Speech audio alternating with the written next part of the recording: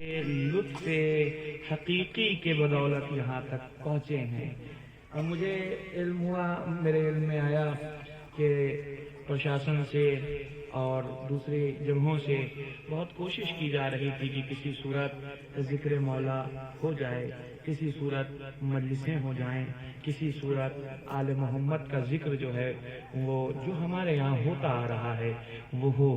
اور یقیناً جو عاشق ہوتا ہے اسے ان منزلوں سے گزرنا پڑتا ہے۔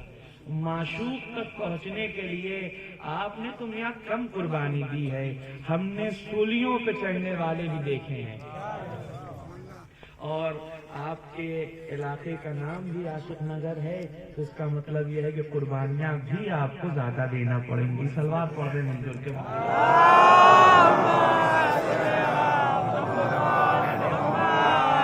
اپنے بھائیوں کے لیے، اپنے ہم عمر لوگوں کے لیے اور اپنے سیکم سن اپنے بچوں کے لیے یہ باتیں جو بھی ہوں گی، اور جو مجھ سے سن میں، تجربے میں، عمر میں زیادہ ہے، یقیناً وہ علم میں بھی زیادہ ہے اور معرفت میں بھی زیادہ ہے، اور میں ان کو خطاب نہیں کرتا، ان سے صرف تائید چاہوں گا، ان کی محبتیں چاہوں گا۔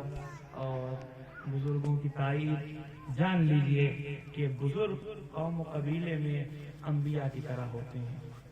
اگر یہ بزرگ چلے جائیں تو آپ کو ہیرے اور شیشے میں فرق کر واضح کرنے والا فرق کوئی نہیں ملے گا، کیونکہ وہ جوہری ہی چلے گئے کہ جن تو بزرگوں کی تائید کے ساتھ آپ حضرات کی خدمت میں جس حدیث شریف کا میں نے تذکرہ کیا اس میں رسول اللہ فرماتے ہیں کہ میں تمہارے درمیان دو گرا قدر چیزیں چھوڑے جا رہا ہوں، ایک اللہ کی کتاب ہے، دوسرے میری اطرت ہے یعنی میرے اہل بیت ہیں۔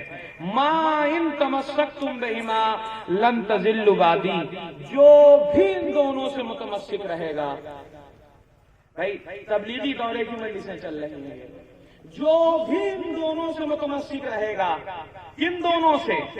قرآن و اہل بیت سے، لن تضلوا بعدی، وہ میرے بعد ہرگز ہرگز گمراہ نہیں ہو سکتا۔ اس کا سیدھا سیدھا تو مطلب یہ نکلتا ہے کہ جو بھی میرے بعد ان دونوں میں سے کسی ایک کا بھی دامن چھوڑ دے گا وہ گمراہ ہو جائے گا۔ ذرا آپ کی تائید چاہوں گا اور آپ کی محبتیں چاہوں گا۔ دیکھیے میں لکھنؤ سے آیا ہوں بہت مسافت طے کر کے، اور آپ کو بھی میرے ساتھ اس مسافت کو طے کرنا ہے اور ان منزلوں پر مجلس کو لے جانا ہے کہ جہاں پہنچ کے یقیناً یہ اعتراف کی منزل میں ہم آ جائیں کہ ولائے اہل بیت علیہ السلام کے ہم ماننے والے ہیں اور ان کے بلا کو ہم اپنے دل میں سجوئے ہوئے ہیں۔ تو جو بھی ان دونوں سے متمسک رہے گا وہ میرے بعد ہرگز ہرگز گمراہ نہیں ہوگا۔ صاحب یہ دیکھیے جو بھی میں بڑا زور ہے، جو بھی میں بہت زور ہے، جو بھی کا مطلب یہ ہے کہ کوئی بھی وہ چاہے چھوٹا آدمی ہو یا بڑا آدمی ہو، غریب ہو یا امیر ہو، مفلس ہو، نادار ہو، پڑھا لکھا ہو، غیر پڑھا لکھا ہو، سب جو بھی ان دونوں سے متمسک رہے گا وہ میرے بعد ہرگز ہرگز گمراہ نہیں ہوگا، وہ میرے بعد ہرگز ہرگز راہ راست سے بھٹکے گا نہیں، وہ میرے بعد ہرگز ہرگز صحیح راستے سے ہٹے گا نہیں۔ تو دو چیزیں ہیں ہدایت کے لیے، ایک کا نام ہے قرآن اور دوسرے کا نام ہے اہل بیت۔ اگر دامن قرآن چھوڑ دیجئے گا تو بھی گمراہ ہو جائیے گا، اور اگر دامن اہل بیت چھوڑ دیجئے گا تو بھی گمراہ ہو جائیے گا۔ تو ہمیں نہ دامن قرآن چھوڑنا ہے نہ دامن اہل بیت چھوڑنا ہے۔ صلوات پڑھ دیں بر محمد۔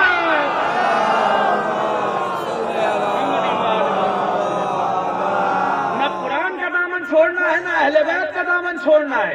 حضور یاد رکھیے گا قرآن بھی ہمارے لیے بہت امپورٹنٹ ہے، ضروری ہے، اور اہل بیت بھی ہمارے لیے بہت ضروری ہے، کیونکہ قرآن جو ہے وہ راستہ بتاتا ہے۔ آپ کی خاموشیوں کو سلام، کیونکہ قرآن جو ہے یہ راستہ بتاتا ہے، اہل بیت جو ہیں وہ منزل مقصود تک پہنچاتے ہیں۔ ایک ہے رات الطریق، ایک ہے ایصال الی المطلوب، ایک ہے راستہ بتانا، ایک ہے منزل مقصود تک پہنچانا۔ ابھی سامنے کی مثال ہے، میں آ رہا تھا یہاں پر تو آگے جو مین روڈ سے راستہ کٹا ہوا ہے، بھائی صاحب نے ہمیں گوگل میپ بھیج دیا اور وہ صاحب راستے میں آ کے ہم رائٹ کے بجائے لیفٹ ہو گئے، وہ اندر سائڈ سے سیدھے جانے کے بجائے بائیں ہاتھ پہ مڑ گئے، اور جب بائیں ہاتھ پہ مڑے تو آگے راستہ بند، آگے راستہ بند۔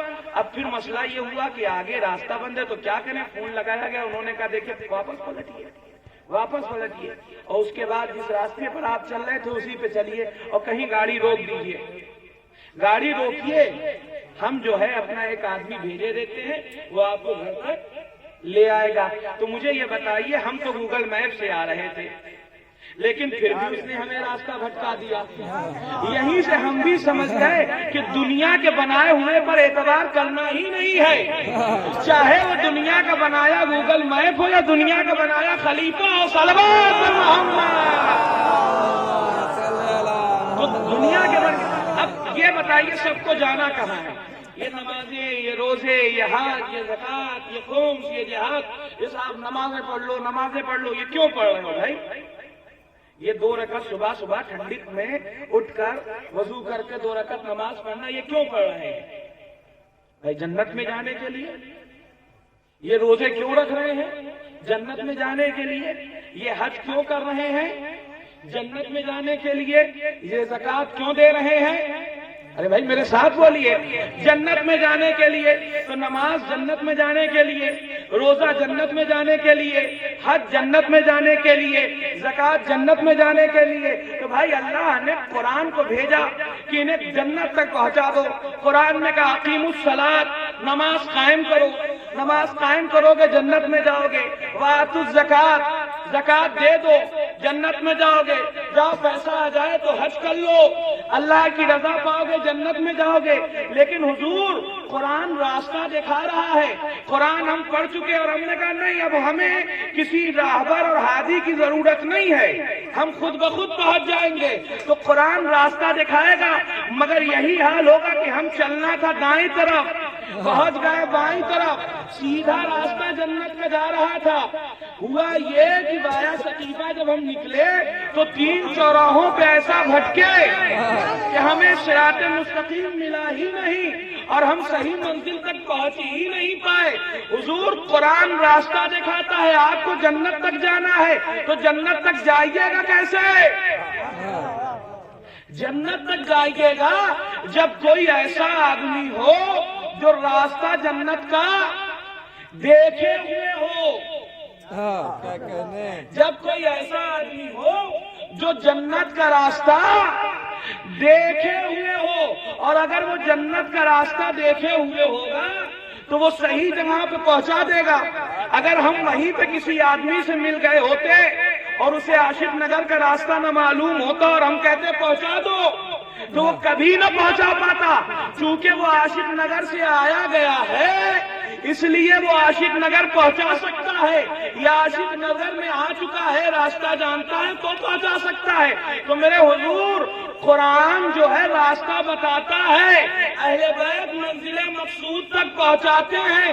آپ کہیے گا دلیل کیا ہے؟ میں کہتا ہوں جو جہاں سے آتا ہے وہاں کے راستے بہتر جانتا ہے۔ اب آئیے علی کہہ رہے ہیں کہ میں زمین سے اعلیٰ آسمان کے راستے جانتا ہوں۔ اس کا مطلب یہ ہے کہ علی یہاں رہ رہے ہیں، وہاں سے آئے ہیں۔ صلوات محمد، یہاں رہ رہے ہیں، وہاں سے آئے ہیں۔ تو وہاں سے آئے ہیں تو لے کہاں جائیں گے بھائی؟ لے کہاں جائیں گے جب وہاں سے آئے ہیں؟ تو جہاں سے آئے ہیں وہیں لے جائیں گے۔ یہی بات سیدھی سی ہے۔ تو قرآن اور اہل بیت، قرآن اور اہل بیت دونوں کا دامن تھامنا ضروری ہے۔ کچھ باتیں مجھے بہت جلدی عرض کرنی ہے آپ کے سامنے، اور جذبہ ایمانی اور جذبہ ولا کے ساتھ سنیے گا تو یقیناً لطف اندوز ہوئیے گا۔ قرآن راستہ دکھائے گا، اہل بیت راستہ دکھائیں گے۔ قرآن راستہ دکھا کے وہیں رک جائے گا، اہل بیت انگلی پکڑا کے منزل مقصود تک چھوڑ آئیں گے، بغیر اہل بیت کے قرآن کو سمجھ ہی نہیں سکتا۔ اب حضور یہ دیکھیے کہ اہل بیت کا کردار کیا ہے، اہل بیت علیہ السلام نے کیا کیا ہے۔ قرآن کہہ رہا ہے کہ دیکھو میرے رسول کا عمل تمہارے لیے نمونہ عمل ہے، تو اہل بیت کا کردار ہے کیا، اہل بیت نے کیا کیا ہے۔ اہل بیت، قرآن اور اہل بیت کبھی جدا نہیں ہو رہے ہیں۔ اہل بیت اور قرآن کے جدا نہ ہونے کی دلیل آپ پوچھئے گا کیا؟ دو چیزیں دلیل میں آپ کے سامنے دوں گا۔ قرآن اور اہل بیت کبھی جدا نہیں ہوں گے، دلیل کیا ہے آپ کے پاس؟ بھائی اہل بیت قرآن سے جدا نہیں ہوں گے، اس کی دلیل کیا؟ قرآن اہل بیت سے جدا نہیں ہوگا، اس کی دلیل کیا؟ بھائی قرآن اہل بیت سے جدا نہیں ہوگا، اس کی دلیل قرآن میں انگوٹھی دی تو آیت آئی بات الزکات، یہ زکات دے دیتے ہیں، روٹیاں گئیں تو آیت آئی مسکینوں کو پالتے ہیں۔ یہ آیتیں آ کے بتا رہی ہیں کہ قرآن اہل بیت سے جدا نہیں ہوگا۔ اب یہ دلیل کیسے ملے کہ اہل بیت قرآن سے جدا نہیں ہوں گے؟ تو چلیے کربلا میں نوک نیزہ پہ حسین قرآن پڑھ کے بتا رہے ہیں، نہ قرآن ہم سے جدا ہے نہ ہم قرآن سے جدا ہیں۔ قرآن و اہل بیت ساتھ ہیں، اور بغیر قرآن پر ایمان رکھے ہم جنت تک پہنچ نہیں سکتے، بغیر اہل بیت پر ایمان رکھے ہم جنت تک پہنچ نہیں سکتے۔ ہمارا عنوان جو آج ہم نے آپ کے سامنے انتخاب کیا ہے وہ یہ کہ ایک باپ اور ایک بیٹا، الولد سر لابی، باپ کا راز ہوتا ہے بیٹا۔ قرآن بھی اس کی طرف اشارہ کرے گا، اہل بیت کی سیرت بھی، یہ جو میں قول آپ کو سنا رہا ہوں جہاں تک میری یادداشت کام کرتی ہے، امام رضا علیہ السلام کا اور یہ مقولے کے بہت زیادہ مشہور ہے۔ تو قرآن اور اہل بیت، باپ اور بیٹا، یہ ہمارا عنوان ہے۔ اور جیسا کہ انہوں نے کہا کہ امام رضا علیہ السلام، امام موسیٰ کاظم علیہ السلام کا بھی تذکرہ کرنا ہے، تو انشاءاللہ میں یہاں تک بات لے آؤں گا۔ اہل بیت اگر آپ دیکھیے گا رسول کا گھرانہ، تو رسول کے گھرانے میں جو لوگ ہیں وہ دراصل رسول کا گھرانہ ہے تو، مگر اس میں اہم کردار ابو طالب کا ہے، اہم کردار ابو طالب کا ہے۔ امام حسن و امام حسین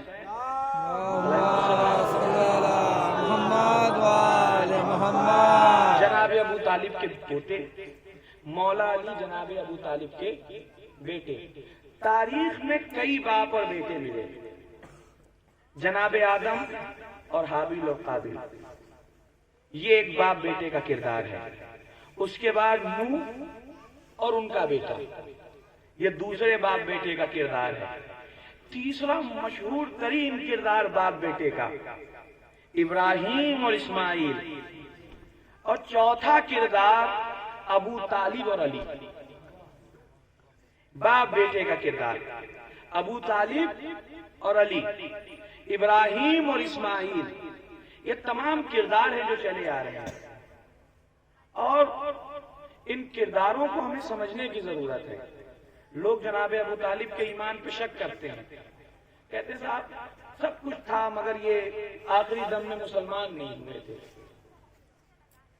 آخری دم میں یہ، میرے بچوں سنو، آخری دم میں یہ مسلمان نہیں ہوئے تھے۔ اور رسول نے ان سے کہا، اور ان سے کہا کہ چچا جان آپ کلمہ پڑھ لیجئے، چچا جان آپ کلمہ پڑھ لیجئے، چچا جان آپ ایمان لے آئیے۔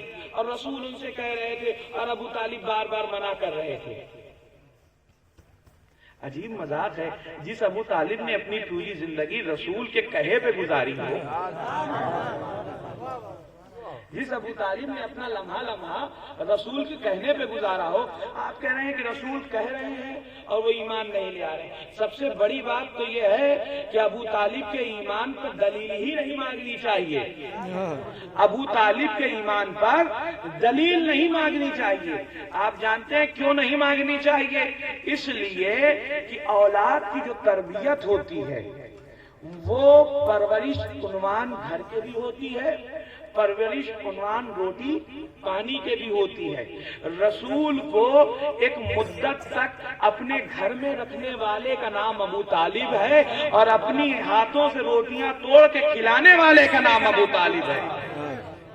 تو رسول کے جسم میں غلط غذا جا نہیں سکتی، اور اگر ابو طالب معاذ اللہ نعوذ باللہ کافر تھے تو اللہ نے ابو طالب کے ہاتھ کی روٹیاں کیوں کھلوائیں رسول کو؟ اب جب کھلوائی ہیں، اور دیکھیے روٹی کا اثر ہوتا ہے، روٹی کا اثر ہوتا ہے۔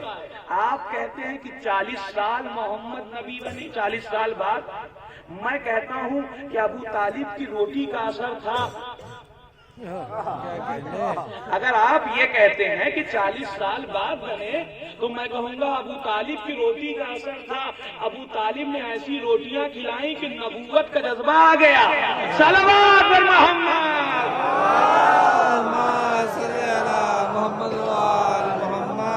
نبوت کا جذبہ آ گیا، نبوت کا جوہر آ گیا، ایسی روٹیاں کھلائیں۔ تو ایمان ابو طالب کا سوال نہیں ہونا چاہیے۔ اور ایک باپ اور بیٹے کے عنوان پہ آج مجلس ہوگی اور انشاءاللہ امام موسیٰ کاظم علیہ السلام تک بھی بات جائے گی اور وہیں سے بات ہم تمام کر دیں گے۔ بس چند منٹ آپ ہمارے ساتھ رہیں، مجھے امید ہے، مجھے محسوس ہو رہا ہے کہ وقت اچھا خاصا ہو چکا ہے، مگر آپ کی محبتیں میرے ساتھ رہیں تو انشاءاللہ آج ایسی تمہید بنا دوں تاکہ آنے والے مومنین اور مولانا لوگوں کے لیے آسانیاں ہو جائیں۔ یہ سمجھیے میں خراول لشکر حسینی کا ایک ادنا سا طالب علم اور ادنا سا سپاہی ہوں جو راستہ صاف کرتے ہوئے چل رہا ہے، اور اس کے بعد اصل چلنے والے تو ابھی آئیں گے جو اپنے جوہر دکھائیں گے اور آپ کو خوش کریں گے اور اہل بیت سے اپنی جنت کمائیں گے انشاءاللہ۔ پریشان ہونے کی ضرورت نہیں ہے۔ نعرے حیدری، حیدری، نعرے صلوات۔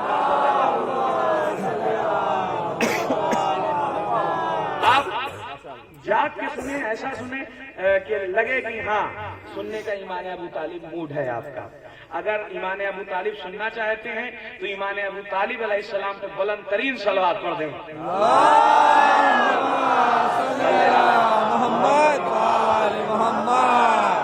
تو ابو طالب کے ایمان کے بارے میں تو سوال ہی نہیں ہونا چاہیے، پوچھنا ہی نہیں چاہیے کہ ابو طالب ایمان لے آئے کہ نہیں لے آئے، یہاں ایمان لے آئے کہ نہیں لے آئے، وہاں ایمان لے آئے کہ نہیں لے آئے، وہاں ایمان لے آئے کہ نہیں لے آئے، ابو طالب کہاں ایمان لے آئے، ابو طالب کہاں ایمان نہیں لے آئے، ابو طالب کے بارے میں پوچھنا ہی نہیں چاہیے۔ مجھے ایک بات بتائیے، اس کے بارے میں کیا پوچھئے گا؟ اس کے بارے میں کیا پوچھئے گا کہ جس کے ایمان کے لیے اتنا کافی ہے کہ کل ایمان اس کا بیٹا ہے، جس کے ایمان کے لیے اتنا کافی ہے کہ علی اس کے بیٹے ہیں۔ اب مثال سنیے، میں اس گاؤں میں داخل ہوا، میرے سر پہ ٹوپی بھی ہے، جسم پہ شیروانی بھی ہے، ہاتھ میں تسبیح بھی ہے، گود میں قرآن بھی ہے، میں اندر چلا آ رہا ہوں۔ اب کوئی مجھے دیکھے گا تو کیا یہ پوچھے گا کہ یہ مسلمان ہے کہ نہیں ہے؟ یہ مسلمان ہے کہ نہیں ہے؟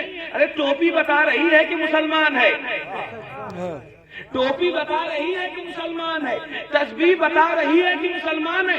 چلیے ٹوپی تسبیح تو سب لے لیں، قرآن بتا رہا ہے کہ مسلمان ہے۔ جب اگر میں مجھ جیسا ادنا طالب علم سر پہ ٹوپی لگائے، آغوش میں قرآن لیے کسی گاؤں میں داخل ہو جائے تو لوگ یہ نہیں پوچھتے کہ مسلمان ہے کہ نہیں۔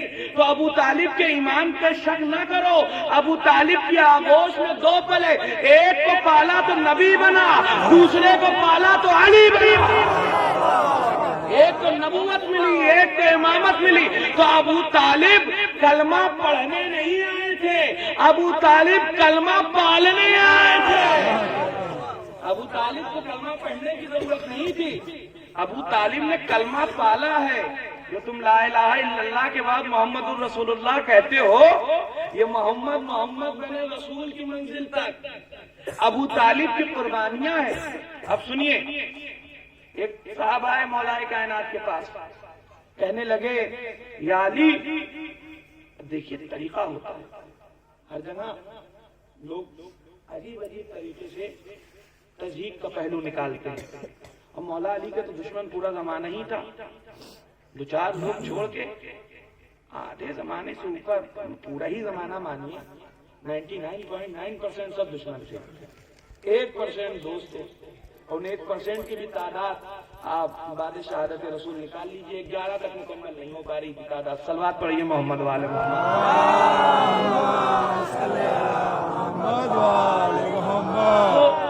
علی کا جب مقابلہ کسی صورت نہیں ہوا تو آدمی، ہمارے یہاں بھی گاؤں کا سسٹم جو ہوتا ہے، ان میں یہ چیزیں سمجھ میں آتی ہیں. سمجھ لیجئے گا، بہت آسانی سے باتیں سمجھ میں آئیں گی. یہ کوئی عیب نہیں ہے لڑکے میں، یا کوئی عیب نہیں ہے گھرانے میں. بھائی لڑکا بھی اچھا ہے، پڑھتا بھی ہے، کماتا بھی ہے، اور یہ بھی اور وہ بھی سب کچھ ہے. مگر کوئی ایک ایسی شپ نکالی جاتی ہے کہ جس میں یہ ٹیڑھا پن معلوم ہو. وہ سیدھے جا رہے تھے، ایک بار سامنے جو ہے وہ گڈھے میں پیر پڑ گیا اور گر گئے، موچ آ گئی. وہ دیکھنے والے رشتے والے آئے تو ان کے سامنے تھوڑا بھٹک کے چلے. پڑھا لکھا لڑکا سب کچھ، لیکن گاؤں والے پھر یہ بتائیں گے کہ یہ ابھی کچھ کیس نہیں ہوا ہے، یہ بچپن ہی سے بھٹک کے چلتا ہے. کوئی عیب نہ نکل سکا. کس پہلو سے عیب نکالا؟ اب معاملہ یہ ہوا کہ لوگوں نے علی کی برائیاں تلاش کرنا شروع کی کہ علی میں یہاں عیب نکالے جا سکے، وہاں عیب نکالے جا سکے، وہاں عیب نکالے جا سکے. کبھی پوچھا یا علی میرے آسمان میں ستارے کتنے ہیں؟ تو علی نے فوراً کہا سر میں بال اتنے. کیسے بتایا؟ کہا سب کچھ میری آنکھوں کے سامنے ہے. کبھی پوچھا یا علی یہ بتائیے کہ یہ بکری کا بچہ ہے یا اس کا بچہ کتے کا بچہ ہے؟ تو مولا نے فوراً کہا کہ دیکھو ذبح کر کے دیکھ لو، سمجھ میں فوراً چلا آئے گی بات. تو یہ تمام باتیں جو ہیں، کوئی بھی سوال ہوا علی نے بیان کیا. اور پھر جب اٹھا کے دیکھیے گا پوری منزل پہ تو یہ ہوگا کہ ارے بھائی یہ بہت اچھا، علی تو بستر رسول پہ بھی سوئے، علی کو رسول نے بیٹی بھی دی، اور علی کے بیٹوں کے ہاتھوں میں تو اللہ نے جنت بھی دی، اور یہ بھی ہوا اور وہ بھی ہوا. لیکن کیا بتائیں، سب کچھ تو ہے مگر باپ ایمان نہیں لے آئے تھے. یہ ہوتا ہے کہ نہیں ہوتا ہے؟ آپ یہاں بھی محسوس ہوا ہوگا جب ہوتی ہے باتیں، سب کچھ اچھا ہے مگر ان کے جو خالو کے بھائی ہیں ان میں فلاں عیب پایا جاتا ہے. وہ صرف اس لیے ہوتا ہے تاکہ کسی صورت سے انہیں گرایا جا سکے. لیکن گرانے والے بھول گئے کہ اٹھانے والا اللہ ہے. اللہ اور ابو طالب میں ایگریمنٹ ہوا تھا، اے ابو طالب تم میرے محمد کو اٹھاؤ، تمہاری عظمتوں کو میں اٹھاتا جاؤں گا. تو یہ ایگریمنٹ چل رہا ہے. تو حضور یہ ہوا تو ایک صاحب آ گئے اسی مزاج کے تھے، کہنے لگے اے علی آپ کے باپ تو جہنم میں جائیں گے، آپ کے باپ جہنم میں جائیں گے. مولا کائنات نے ایک بار اسے سر کا پاؤں دیکھا، شاید علی اس کی اوقات دیکھنا چاہتے ہو. علی اس کی اوقات دیکھ رہے ہیں، سمندر کو جوش نہیں آ رہا ہے اور قطروں کو الٹیاں ہو رہی ہیں. یہ کیا ہو رہا ہے بھائی؟ نیچے سے اوپر تک دیکھا اور اس کے بعد کہا میں قسیم النار والجنہ ہوں، اپنے باپ کی فکر کر. اور علی نے بتا دیا کہ جنت و جہنم کا اختیار میرے پاس ہے، تمہارے پاس نہیں ہے. تمہارا باپ جو ہوگا اس کا پتہ شاید تمہیں بھی نہ ہو. میرا باپ وہ ہے جس کو میں میدان جنگ میں کہتا ہوں کہ میں علی ابن ابی طالب ہوں، ابو طالب کا بیٹا ہوں. تو یہ ابو طالب کی منزل ہے. اور پھر آپ ایمان ابو طالب پر یہ بھی سماعت فرمائیں کہ اگر زندگی میں آپ کی کہیں کسی سے دوستی ہوئی ہو تو آپ نے یہ محسوس کیا ہوگا کہ آدمی پریکٹیکل طور پر ایک حد تک کسی پہ سب کچھ لٹاتا ہے. ایک حد تک اس بات کو سمجھنے کی ضرورت ہے. آپ ایک حد تک لٹائیں گے کسی پہ کوئی چیز.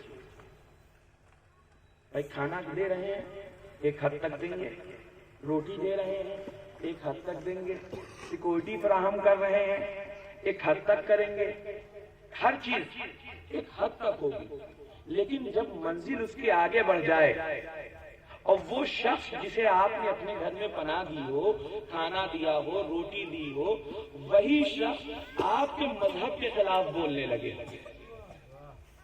مثال کے طور پہ میں آپ کے درمیان آیا ہوں، ممبر پہ بیٹھا ہوں، یہ صرف اس لیے کہ میرے بچے مثال سمجھ جائیں، میں آپ کے درمیان آیا ہوں، میں ممبر پہ بیٹھا ہوں، مجلس پڑھ رہا ہوں، اور میں پڑھتے پڑھتے اپنے مذہب کے پرچار کے بجائے کسی غیر کے مذہب کا پرچار کرنے لگوں اور اپنے لوگوں کی تعریف کے بجائے دوسرے مسلک اور مذاہب کی تعریف کرنے لگوں تو آپ کا نیچے سے ریئیکشن کیا ہوگا؟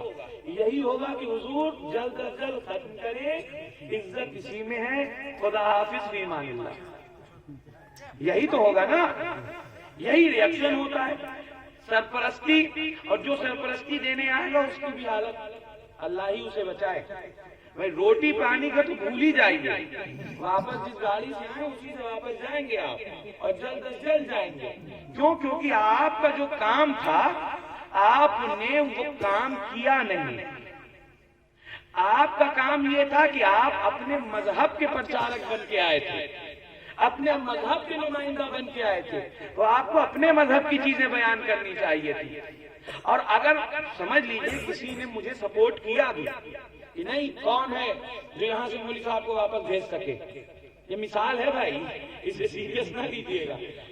کون ہے جو واپس بھیج سکے مولوی صاحب کو؟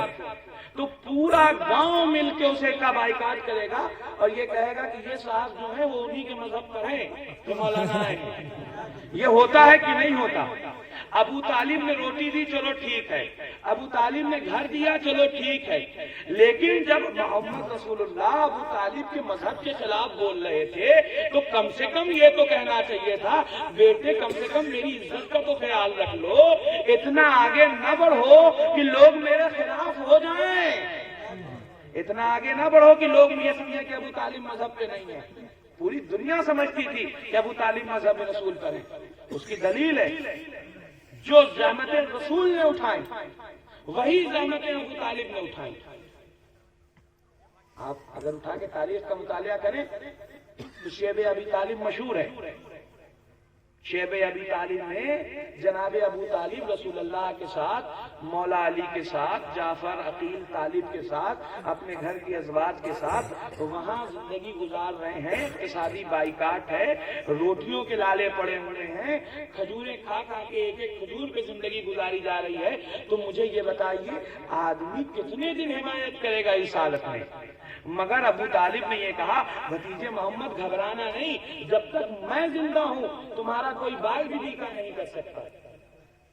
اب اس کا طریقہ کیا ہے اس کو بھی سمجھ لیجئے اور بات میں آگے بڑھا کے لے جاؤں۔ ایک چیز ہوتی ہے ممکن اور ایک شے ہے ناممکن۔ اردو میں یہ دو لفظیں استعمال ہوتی ہیں، ممکن اور ناممکن۔ آپ کسی یتیم بچے کو لے آئیں، کھانا کھلائیں، ممکن ہے، پانی پلائیں، ممکن ہے، گھر میں رکھیں، ممکن ہے، اس کی یتیمی کا لحاظ رکھتے ہوئے اپنے بچوں پہ اسے فوقیت دیں، بھائی بولیے تو ممکن ہے، فوقیت دینا بھی ممکن ہے اگر انسان ہے، مگر یہ ناممکن ہے کہ آپ اپنا بچہ اس یتیم بچے کے لیے کٹوا دیں، آپ اپنے بچے کو اس یتیم بچے پہ قربان کر دیں۔ روٹی دی، ممکن کیا، لیکن ابو طالب نے جب علی کو بستر رسول پہ سلا دیا تو اس ناممکن کو بھی حل کر لیا جو دنیا نہ کر سکتی تھی۔ کہا میرا علی رہے یا نہ رہے مگر محمد رہنا چاہیے، صلوات بر محمد۔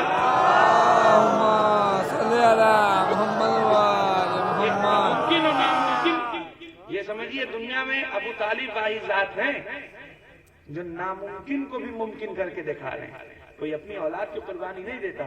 تو یہ جتنی تاریخ چلی ابو طالب سے تاریخ اہل بیت کی، اہل بیت کی اگر اصل تاریخ دیکھیے گا تو ابو طالب سے ہیں، وہ سربراہ ہیں گھر کے، پھر اسی گھر میں رسول اللہ، پھر اسی کے رشتے چلے. یہ پوری جو نسل فاطمہ زہرا سلام اللہ علیہا ہے،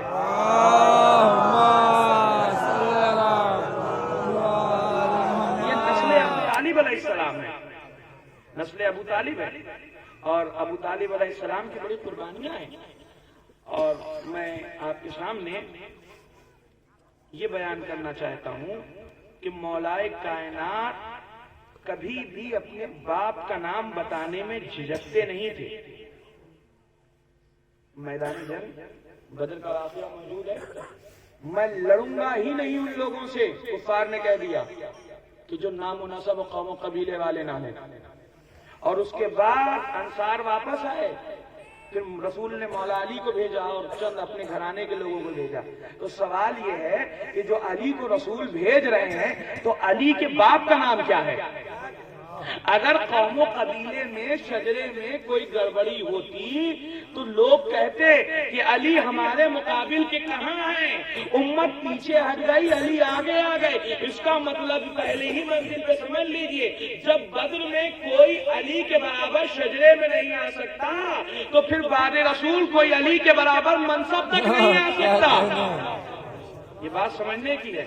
اس کے بعد احد کی لڑائی، پھر اس کے بعد خندق کی لڑائی. ہر وقت علی تعارف کرا رہے ہیں کہ میں وہ ہوں کہ جس کے باپ نے اس کا نام علی رکھا ہے. میرے باپ کا نام علی، باپ کا نام علی. ابو طالب، ابو طالب، ابو طالب. اور دیکھیے باپ دادا کے نام کا بڑا اثر ہوتا ہے، باپ دادا کے نام کا بہت اثر ہوتا ہے. اور باپ دادا کے نام کو گنوانا نہیں چاہیے. یہ بڑی قربانیوں سے نام بنتا ہے.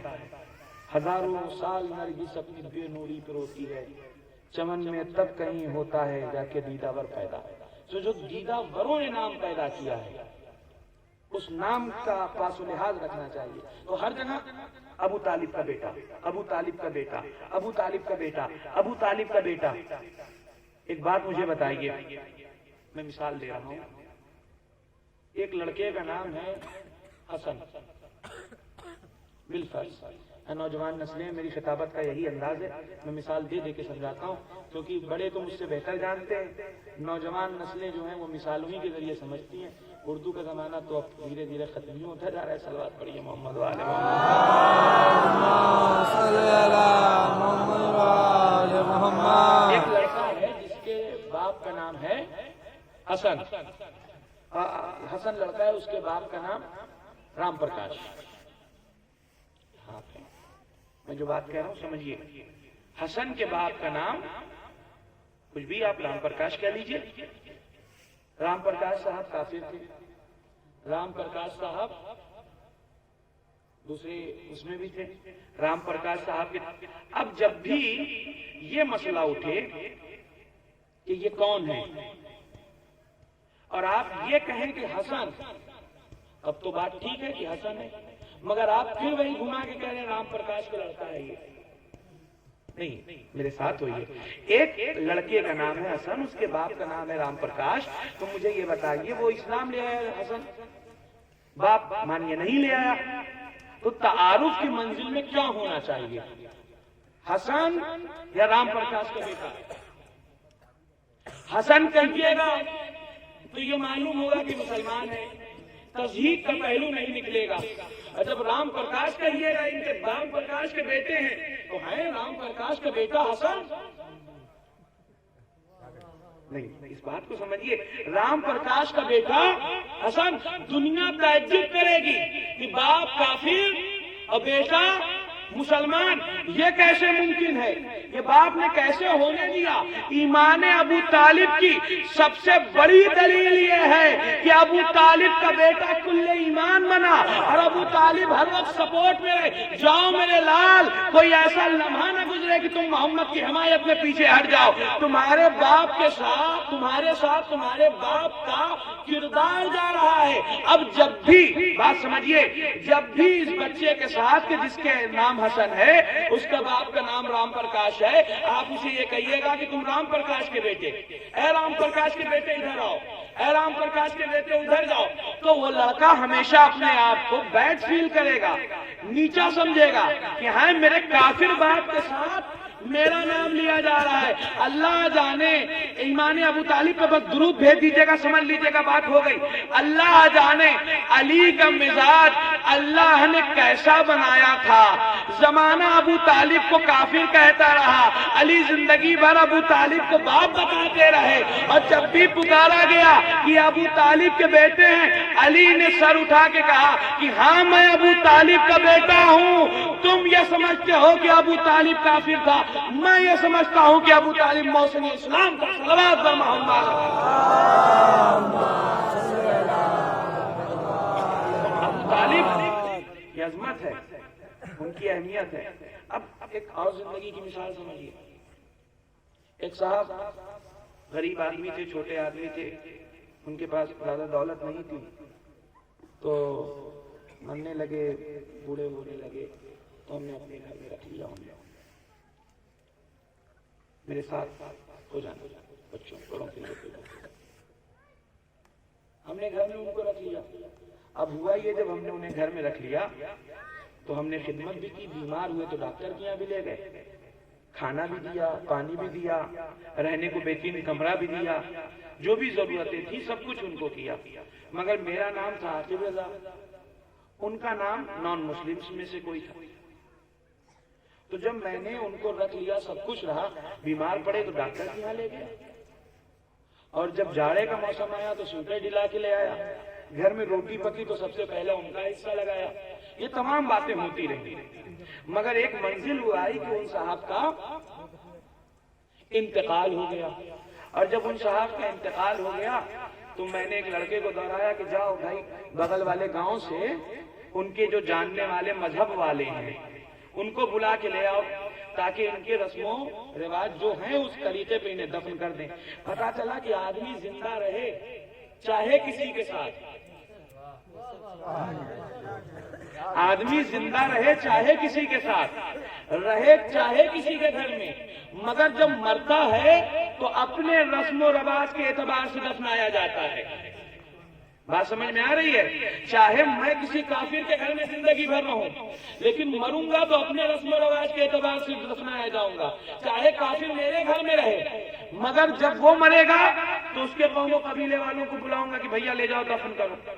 اچھا کمال کی بات ہے کہ ابو طالب رہے محمد کے ساتھ، جب مرے تو محمد کے پاس۔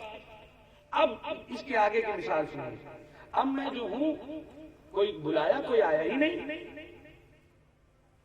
ہم نے جو ہے وہ دفن کرنے کے لیے آگے بڑھے، اور جب دفن کرنے کے لیے آگے بڑھے تو اپنے حساب سے کفن پہنایا، اپنے حساب سے حنوط کیا، اپنے حساب سے غسل دیا، اور قبرستان کی طرف لے چلے۔ علاقے والوں کی غیرت جاگی کہ ہیں ہمارے گھرانے کا آدمی اور یہ اپنے حساب سے دفن کرنے لے جا رہے ہیں۔ یقین جانیے وہاں پہ کچھ لوگ آ جائیں گے اور کہیں گے کہ نہیں ہم اپنے حساب سے دفن نہیں ہونے دیں گے۔ ایمان ابو طالب کی سب سے بڑی دلیل یہ ہے کہ رسول نے ابو طالب کو غسل دیا، کفن پہنایا، حنوط کیا اور اپنے حساب سے دفن کیا، اور ابو طالب کے کافر قبیلوں میں سے کوئی نہ آیا ابو طالب تمہارا نہیں ہمارا ہے ہم دفنائیں گے، کوئی نہیں آیا۔ اس بات پہ دلیل ہے کہ ابو طالب مسلمان تھے۔ اور پھر اس ابو طالب کا شجر جس کے ثمر لمحہ بلمحہ لہجہ بلہجہ ہر جگہ کام کرتے ہوئے نظر آتے ہیں۔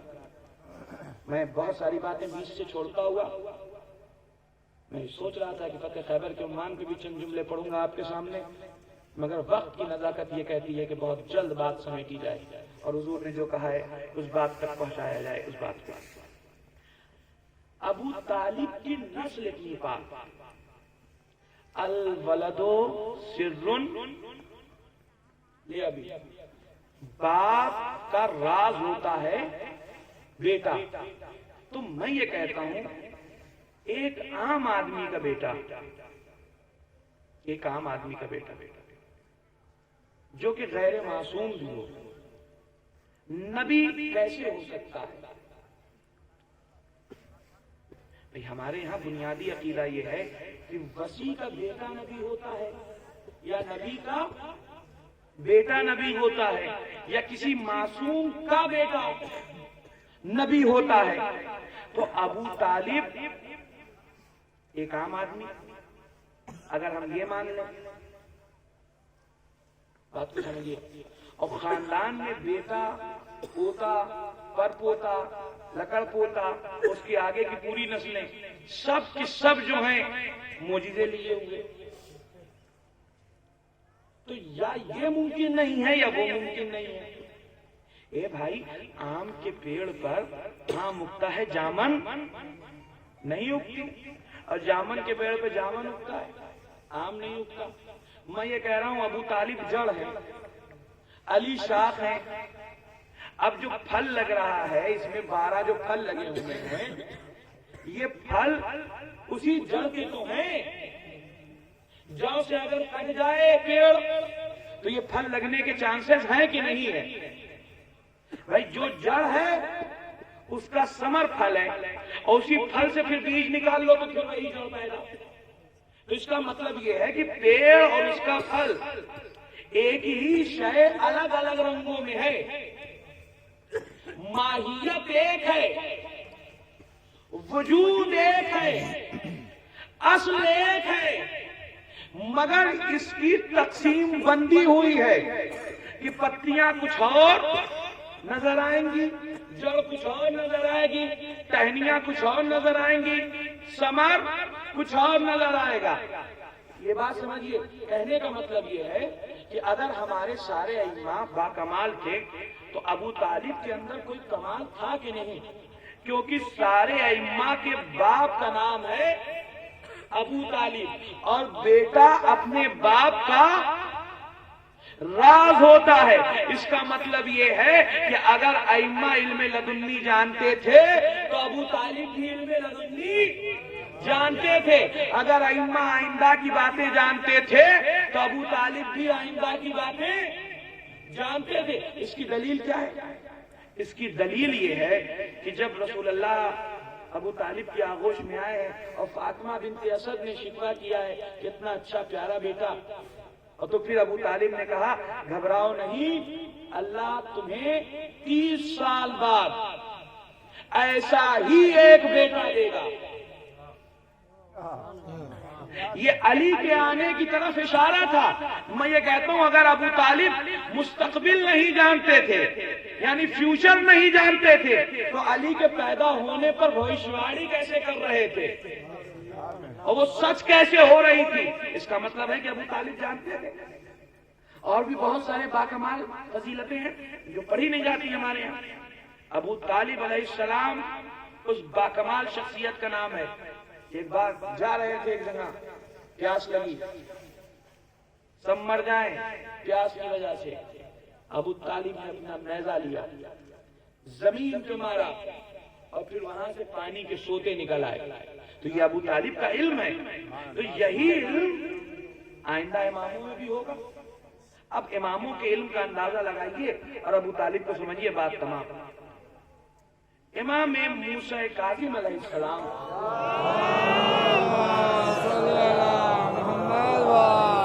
امام موسیٰ کاظم علیہ السلام، ان کا نام موسیٰ اور کاظم لقب، ایک لقب ہے باب الحوائج۔ باب الحوائج کا مطلب ہے حاجتوں کے باب، جہاں حاجتیں جا کے پوری ہوتی ہیں۔ ائمہ میں یہی ایک نام ہے جو باب الحوائج کا ہے۔ اس کے علاوہ میرا خیال یہ ہے، میری یادداشت اور علم میرا یہ کام کرتا ہے کہ کسی اور کا لقب باب الحوائج نہیں ہے۔ جناب علی اصغر کو باب الحوائج کہتے ہیں، جناب مولا عباس کو کہتے ہیں، بی بی ام البنین کو کہتے ہیں، اور جناب امام موسیٰ کاظم علیہ السلام کو باب الحوائج کہتے ہیں۔ اب باب الحوائج کا کیا مطلب ہے؟ حاجتوں کا باب، حاجتیں۔ اب یہ آپ معین نہیں کر سکتے کہ دنیا کی حاجت یا آخرت کی حاجت، جنت کی حاجت یا دنیا کی حاجت۔ جو بھی حاجت آپ کے دل میں ہو آپ مانگ لیں، امام کے یہاں سے مل جائے گی. یہ پوری بات ہے. اب امام کی زندگی کے ایک پہلو کو میں آپ کے سامنے بیان کرتا ہوں اور اس سے آپ اندازہ لگا لیجئے کہ باپ بیٹے کا راز کیسے ہوتا ہے. ابو طالب کے پاس کمال یہ تھا کہ اللہ نے انہیں اختیار دیا ہوا تھا کہ وہ جو چاہے کر سکتے تھے. اللہ نے انہیں اختیار دیا ہوا تھا. اور یہی کمال ائمہ کے یہاں بھی نظر آتا ہے کیونکہ ائمہ کے باپ ہیں ابو طالب. اور آپ کے سامنے میں واقعہ عرض کر دوں اور امام موسیٰ کاظم علیہ السلام تو مصائب اور زحمت تمام. امام موسیٰ کاظم علیہ السلام ایک قید خانے میں ہیں، زندگی گزر رہی ہے. ہارون رشید نے امام کی تضحیک کا یعنی ان کو نیچا دکھانے کا ایک طریقہ نکالا. ہندوستان سے کچھ جادوگر منگوائے اس نے اور ان جادوگروں سے یہ کہا کہ تم جادو میں کیا کر سکتے ہو. انہوں نے کہا کہ صاحب ہم جادو میں مہارت رکھتے ہیں، ہم ہندوستان سے آئے، اچھا خاصا جادو جانتے ہیں. اس زمانے میں دو ایریے بہت مشہور تھے جادو کے معاملے میں، ایک مصر تھا اور ایک ہندوستان تھا. اب ہندوستان سے جادوگر گئے، آج بھی جادوگر کتنے کتنے گھوم رہے ہیں اور کچھ تو جادوگر ایسے ہیں جو پوری پبلک کو گھما رہے ہیں. تو یہ جادوگروں کے فن ہیں. خیر المختصر جادوگر ہندوستان سے پہنچا. کیا کر سکتے ہو؟ کہا صاحب جو آپ کہیں. کہا اس روٹی کو اڑا سکتے ہو؟ کہا ہاں. اس نے اڑا کے دکھائی. اچھا ٹھیک ہے، ہم ایک صاحب کی دعوت کریں گے، ذرا ان کے ساتھ کھیلا جائے گا. اب یہ اس نے کہہ دیا. امام علیہ السلام کی دعوت کی اور اس کے امام علیہ السلام کے ساتھ ان کے شیعہ بھی تھے. مولا نے ان کو پہلے ہی سمجھا دیا دیکھو روٹی نہ چھونا، روٹی کی طرف ہاتھ بھی نہ بڑھانا. لیکن کیا کیا جائے، روٹی جب ہاتھ کو آتی ہے تو بڑے بڑے لوگوں کے ایمان ڈگمگا جاتے ہیں. روٹی اور بوٹی کا مسئلہ تو بہت ہی زیادہ کمپلیکیٹڈ ہے اور اس کے مسائل ہی الگ ہے. خیر اس کا بھی ایمان تھوڑا ڈگمگایا اور اس نے ہاتھ لگا دیا. مگر کریم کا ماننے والا تھا، ایسے کا ماننے والا نہیں تھا جو محمد کو چھوڑ کے خود میدان سے چلا جائے. ایسے کا ماننے والا تھا جو رسول کی حفاظت کے لیے میدان میں ٹکا رہے. بھائی جو رسول کو چھوڑ کے چلا جائے وہ امت کو کیا بچائے گا، اور جو امت کو چھوڑنے پہ راضی نہ ہو وہ رسول کو کیا چھوڑ دے گا. خیر مولا نے کہا کہ اچھا ٹھیک ہے ذرا ہٹو. اب اس جادوگر نے مولا کو دیکھا اور اس نے مولا کے سامنے سے یوں روٹی اٹھا دی. مولا کے سامنے سے روٹی اٹھائی جادو کے زور پر. تو مولا نے کہا اچھا ابھی سکھاتے ہیں، تم جادوگر بن گئے ہو، آج پتا چلے گا، ساری جادوگری نکل جائے گی. مولا نے مڑ کے دیکھا، ایک قالین تھی جس پہ شیر کی تصویر بنی ہوئی تھی. مولا نے کہا شیر قالین نکل اور اسے کھا جا. شیر قالین نکلا اور اسے کھا گیا اور دوبارہ اس میں چلا گیا. سوال آپ نے واقعہ سن لیا، لیکن سوال یہ پیدا ہوتا ہے کہ وہ کیا واقعاً کا شیر تھا؟ کیا وہ واقعاً کا شیر تھا؟ کیا واقعاً کا شیر نہیں تھا؟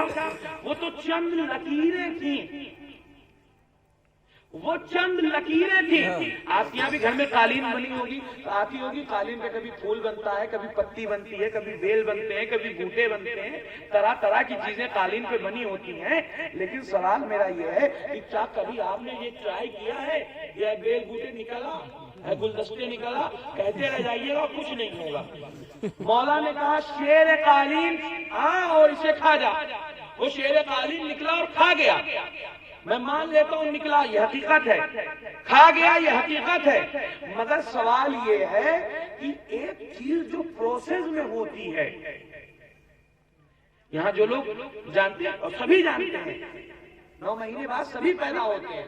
پروسیس کی چیز ہے، جو ایک چیز پروسیس کی ہے، بغیر پروسیس کے وہ چیز ہوتی نہیں ہے. کبھی آپ نے یہ نہیں دیکھا ہوگا کہ ایک صاحب گئے اور نیم کے پیڑ کے نیچے بیٹھے اللہ میں لڑکا دے دو، لڑکا چلا آیا. یہ کبھی نہیں ہوتا ہے، یہ ایسا زندگی میں ہوتا ہی نہیں ہے. اس کے لیے ایک پروسیس ہے. آپ نے کہا میرے معبود، لے کے عالم کے پاس گئے، اور اس کے بعد کہا میرے اللہ میرے مولا اس لڑکے کو جوان کر دے. مولا کبھی نہیں کریں گے. کیوں؟ کیونکہ اس کے لیے ایک پروسیس ہے. آپ گئے بھگوان میرے اللہ میرے مالک یہ لڑکا بڑا ہو جائے، کبھی نہیں ہوگا، کیونکہ اس کے لیے ایک پروسیس ہے. اس پروسیس سے گزرنا ہوگا. جیسے جیسے عمر ہوگی ویسے ویسے بڑا ہوگا. پیدائش کا بھی ایک پروسیسنگ سسٹم ہے. جیسے جیسے اس سسٹم میں آئے گا آدمی بنتا جائے گا. پہلے نطفہ ہوگا، پھر علقہ ہوگا، پھر مضغہ ہوگا، اور اس کے بعد ایک منزل آئے گی کہ جلدیں چڑھیں گی، گوشت چڑھے گا، کڈنیاں اور تمام جسم کے اعضاء بنیں گے، اور پھر روح پھونکی جائے گی، اور پھر جا کے کہیں ایک سسٹم سے لڑکا زندگی کے وجود میں آئے گا. یہ کیا ہوا؟ مولا نے کہا کہ شیر قالین نکل. دیکھتے ہی دیکھتے ہڈیاں تیار ہوئی، گوشت تیار ہوا، دانت تیار ہوئے، ہاتھ تیار ہوئے، اور شیر قالین نکل کے چلا آیا. بھائی یہ کچھ نہیں ہوا. مولا دنیا میں اللہ کے مظہر تھے. ہم کیسے سمجھتے کچھ نہ تھا تو اللہ نے دنیا پیدا کی، کچھ نہ تھا تو اللہ نے کائنات بنائی. مولا نے لکیروں کو دیکھ کر حکم کر دیا کہ ہو جا، اور وہ ہو گئی. یہ اس بات کی دلیل ہے جب یہ کچھ نہ سے کچھ بنا سکتے ہیں تو اللہ جو ہے وہ کچھ سے بہت کچھ کیوں نہیں بنا سکتا؟ اور جب یہ اتنا کر سکتے ہیں تو وہ تو ان کا بھی خدا ہے. اچھا پھر اس کے بعد کا پروسیس سنیے. ایک چیز جو تیار ہوتی ہے وہ ڈسٹرائے ہونے میں بھی ٹائم لیتی ہے، اسے ختم ہونے میں بھی ٹائم لگتا ہے. یہ کائنات تیار ہوئی، یہ اپنی منزلوں کو طے کر رہی ہے ڈسٹرائے ہونے میں. آپ اس بات کو محسوس کریں گے. یہ کلائمیٹ چینج جو ہے اسی کی طرف بڑھتا ہوا ایک قدم ہے. مولا نے فرمایا یہ قیامت انسان کے اپنے ہاتھوں کی لائی ہوئی ہوگی. یہ قیامت انسان کی اپنے ہاتھوں کی لائی ہوئی ہوگی. میں اس دنیا پہ بات نہ کروں، موضوع منسلک ہو جائے گا. میں آپ کی زندگی اور اپنی زندگی پہ بات کر رہا ہوں. میں یہاں تک پہنچا اور اسی عمر میں مجھے موت آ گئی. اگر میں مر جاؤں ابھی اور ابھی، آپ کو کیوں کہوں، میں اپنے آپ کو کہتا ہوں، تو میری باڈی دوبارہ مٹی بننے میں ایک وقت لے گی. میں مٹی سے پیدا ہوا، مٹی میں مل جاؤں گا، تو پیدا ہونے میں ایک وقت لگا، ملنے میں ایک وقت لگا، اور پھر دھیرے دھیرے دھیرے دھیرے دفن کر دیا جائے گا. 2-4 سال میں قبر کھودیے گا تو کچھ نہ کچھ نکل ہی آئے گا. 15-20 سال 25 سال اور 30 سال بعد شاید ہڈیاں نکلیں، اور اس کے بعد جو ہزاروں سال کی تاریخ گزر جائے گی اور پھر کھدائی ہوگی میری قبر کی، تو ہو سکتا ہے وہ بھی نہ نکلے. یہ تمام چیزیں ہیں. یہ چونکہ ایک پروسیس میں آیا اور ایک پروسیس میں گیا. مولا نے کہا نکلا، شیر قالین نکل آیا. اب مولا نے کہا واپس لکیریں بن جا. دوبارہ شیر قالین میں گیا اور چپک گیا، وہیں پھر لکیریں بن گیا. تو سوال یہ ہے کہ آیا کہاں سے اور گیا کہاں؟ یہ بات سمجھ رہے ہیں کہ نہیں؟ نکل آیا، چلا گیا. آیا کہاں سے اور گیا کہاں؟ اچھا یہ تو بات ہے اپنی جگہ. جب لکیر تھا تو اس میں کوئی اضافی شے نہیں تھی، اور جب لکیر تھا تو کوئی اضافی شے نہیں تھی. ارے شیر کی جتنی لکیریں بنتی ہیں اتنی ہی تھی. کھا گیا آدمی کو پھر لکیر بنا تو 2-4 لکیریں بڑھ جاتی. بھائی بھرا پیٹ تھا، کچھ تو بنتا، کچھ بھی نہیں بنا دوبارہ وہی اتنی ہی لکیریں بنی. کیا مطلب ہے؟ بتانا یہ چاہتے ہیں دنیا پہ ہمارا کنٹرول اتنا ہے کہ جب چاہیں ہم تمہیں بنا دیں اور جب چاہیں تمہیں ختم کر دیں. جو کنٹرول دنیا پہ اللہ کا ہے وہی کنٹرول ہمارا ہے. بس ہم سجدہ کر کے بتا دیتے ہیں کہ دیکھو ہم ہیں، وہ ہیں، ہم بنائے گئے ہیں، اس نے بنایا ہے. یہ پوری سسٹم کو آپ سمجھیے. یہی کمال ابو طالب کے ہاتھ میں. ایمان ابو طالب پہ بات کرنے سے پہلے ہمیں کمالات ابو طالب کی طرف نگاہ کرنی چاہیے. جب بیٹا ایسا تو باپ کیسا ہوگا؟ اور ایک کہاوت ہے ہمارے ہاں، باپ پہ پوت پر آپت گھوڑا، کچھ نہیں تو تھوڑے تھوڑا۔ باپ کا اثر بیٹے کے اندر کچھ نہ کچھ آ ہی جاتا ہے، اور یہاں تو بہت کچھ ہے۔ میں ہاتھوں کو جوڑوں، اگر اس بہت کچھ میں کچھ نہ کچھ ابو طالب کے اندر ہو، میں یہ نہیں کہتا سب کچھ ہو، مگر اس بہت کچھ میں کچھ نہ کچھ ہو، تو اتنا تو مانیے کہ ابو طالب اگر نبی نہ تھے تو کسی نبی کے وصی تھے، کسی نبی کے ولی تھے۔ صلوات محمد۔ بات تمام ہوئی، ختم کر دی میں نے بات، آپ کی اس میں سماعت رہی، یقین جانیے آپ کی محبتیں رہی، اور یہ محبتیں حقیقت میں اسی در سے ہیں ملی ہوئی کہ جن کا تذکرہ کرنے ہم آپ بیٹھے ہوئے ہیں۔ اتنا باکمال امام، جب اس نے یہ معجزہ دکھایا تو ہارون رشید وہ بوکھلا گیا، اور پھر اس نے امام کو قتل کرنے کی سازش کی۔ میرا سلام ہو اس امام پر کہ جو 14 سال ایک زندان میں رکوع کی حالت میں گزار رہا تھا۔ بس عزادارو، رو لیجئے، ماتم کر لیجئے، وقت کم ہے، مگر اسی کم وقت میں شاید ہماری شفاعت کا سامان ہو جائے۔ ہم اور آپ وقت دیکھتے ہیں، مگر زہرا کبھی وقت نہیں دیکھتے۔ جہاں بھی فرش بچھ گئی، جہاں بھی ماتم کے لیے لوگ جمع ہو گئے، جہاں بھی لوگ زہرا کے لال پہ رونے کے لیے آ گئے، وہاں زہرا بھی چلی آئیں، وہاں تمام لوگ چلے آئے، انبیاء آ گئے، اوصیاء آ گئے، اولیاء آ گئے، اور ایک بی بی وہ بھی آئی جو اپنے بچوں کا غم منا نہیں سکی، اور جانتے ہیں اس بی بی کا نام کیا ہے؟ اس بی بی کا نام زینب ہے۔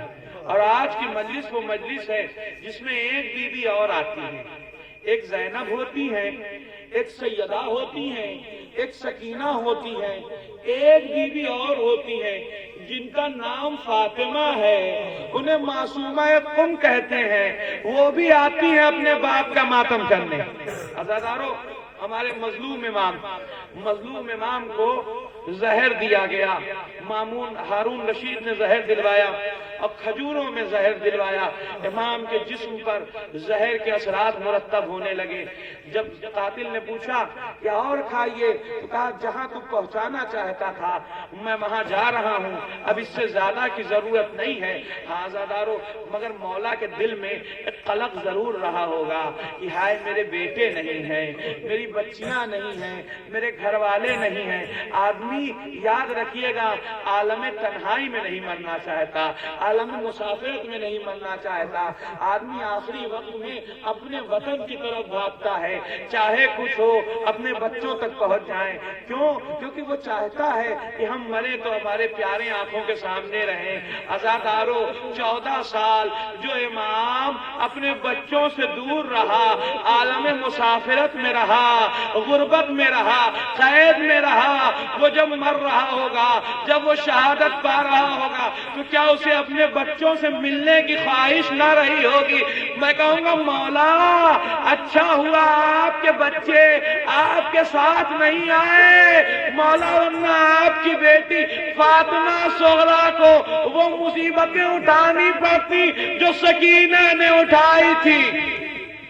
عزادارو، بس رو لیجئے، ماتم کر لیجئے، چند جملے اور زحمت تمام۔ عزادارو، اس کے بعد کام یہ کیا گیا کہ امام کے جنازے کو ایک چٹائی میں لپیٹ کر، ایک کپڑے میں لپیٹ کر، نہ زنجیر اتاری گئی، نہ توق اتارا گیا، نہ ہاتھوں کی ہتھکڑی، پاؤں کی بیڑی اتاری گئی، ایک کپڑے میں لپیٹ کر لوگوں نے، وہ جو قاتل تھے، انہوں نے بغداد کے پل پہ لے جا کے پھینک دیا، اور جیسے ہی انہوں نے پھینکا ایک برقع پوش بیوی آ گئی، ہائے میرا مظلوم، ہائے میرا مظلوم، اے میرے لال کوئی آئے نہ آئے، اے میرے لال تیری جدہ زہرا آ گئی۔ ہاں زادارو چند مزدور بلائے گئے، مزدوروں نے امام کا جنازہ اٹھایا۔ میں کہوں گا مولا بس تصور کر لیجئے، مصائب تصور کا نام ہے۔ مولا مزدور آ گئے آپ کا جنازہ اٹھانے کے لیے، مولا مزدوروں نے جنازہ اٹھایا نا مولا، مگر عالم غربت اس سے بڑھ کر حسین کی ہے۔ جنازہ پڑا رہا، بیٹے کے ہاتھوں میں ہتھکڑیاں تھیں، کوئی جنازہ اٹھانے والا نہ تھا۔ آزادارو مزدور آئے، جنازہ اٹھا اور اس کے بعد غسل و کفن کا انتظام ہوا، کسی صورت سے امام کو دفن کرنے کا انتظام ہوا، اور امام وقت آئے جو امام رضا تھے وہ قریب آئے، انہوں نے نماز پڑھائی، انہوں نے باپ کو دفن کیا۔ میں کہوں گا مولا آپ نے اپنے پیچھے بیٹی بھی چھوڑی، اپنے پیچھے بیٹے بھی چھوڑے، آپ کا جنازہ میں مانتا ہوں عالم غربت میں آپ دنیا سے گئے، مگر آپ کے بعد آپ کی بیٹی کو کوئی تماچے مارنے والا نہ تھا، سر پہ شفقت کے ہاتھ رکھنے والے ضرور تھے مگر تماچے مارنے والا نہ تھا۔ ہائے میرے حسین کی مظلومہ جب رونا چاہتی تھی تو ظالم تماچے مارتا تھا، سکینہ بات کو نہ رو۔ جزاکم ربکم خیر الجزا، خدا آپ کو کوئی غم نہ دے سوائے غم مظلوم کربلا کے، سوائے غم خاندان رسول کے۔ آزادارو جنازہ شان و شوکت سے تو نہ اٹھا مگر چند اٹھانے والے تھے، جنازے کی بے حرمتی تو نہ کی گئی، جنازے کو بیٹے نے دفن کیا، لیکن ہاں بس کربلا چلیے مولا ذرا میرے ساتھ کربلا چلیے، تمام غم منتہا ہوتے ہیں کربلا پر۔ کربلا میں ایک بیٹا ہے اپنے باپ کو دفن نہیں کر سکتا، مولا آپ کے جنازے کے ساتھ بے حرمتی نہیں کی گئی، مگر کربلا میں ایک مرتبہ فضہ خیمے میں داخل ہوئی، بی بی زینب قیامت آ گئی، کہا کیا قیامت، گھوڑوں کی نال بندی ہو رہی ہے، حسین کے جنازے پر گھوڑے دوڑائے جائیں گے۔ واہ حسینہ، واہ مظلومہ، واہ غریبہ، واہ غربتہ۔ وَسَيَعْلَمُ الَّذِينَ ظَلَمُوا أَيَّ مُنقَلَبٍ يَنقَلِبُونَ إِنَّا لِلَّهِ وَإِنَّا إِلَيْهِ رَاجِعُونَ اللهم إني أسألك بحق محمد وأنت المحمود، وبحق علي وأنت الأعلى، وبحق فاطمة وأنت فاطر السماوات والأرض، وبحق الحسن وأنت المحسن، وبحق الحسين وأنت قديم الإحسان، وبحق الأئمة التسعة الطاهرين من ذرية الحسين عليهم السلام۔ اے میرے معبود، اے میرے اللہ، تجھے اس مظلوم ایمان کی شہادت کا واسطہ دیتا ہوں، اے معبود ان کی مظلومہ بیٹی کا واسطہ دیتا ہوں، اے میرے معبود میں ان کے مظلوم بیٹے کا واسطہ دیتا ہوں، اے میرے معبود میں امام کے گزارے ہوئے 14 سال جو وقت جیل میں گزارا ہے، قید خانے میں گزارا ہے، ان اوقات کا واسطہ دیتا ہوں۔ اے میرے اللہ، اے میرے مالک، ان مومنین پر اپنی رحمت نازل فرما۔ اے میرے معبود، اے میرے اللہ، ہمارے دلوں میں شمع ولایت روشن کر دے۔ اے میرے معبود تا دم اخیر ہم ولایت جناب امیر پہ قائم رہیں، ہمارے پاس اتنے وسائل دے کہ ہم ذکر مولا میں گامزن ہو سکیں، اور سے اور خرچہ کر سکیں، اور سے اور آگے بڑھ سکیں۔ اے میرے مولا، خاص دعا یہ ہے کہ قبر میں وہ لوگ تشریف لائے جن کا ہم تذکرہ کرتے ہیں، یعنی امام حسین کی شفاعت نصیب ہو۔ اے میرے اللہ، امام زمانہ کے ظہور میں تعجیل فرما، ہم کو ان کے ہاں انصار میں شمار فرما۔ ماتم حسین۔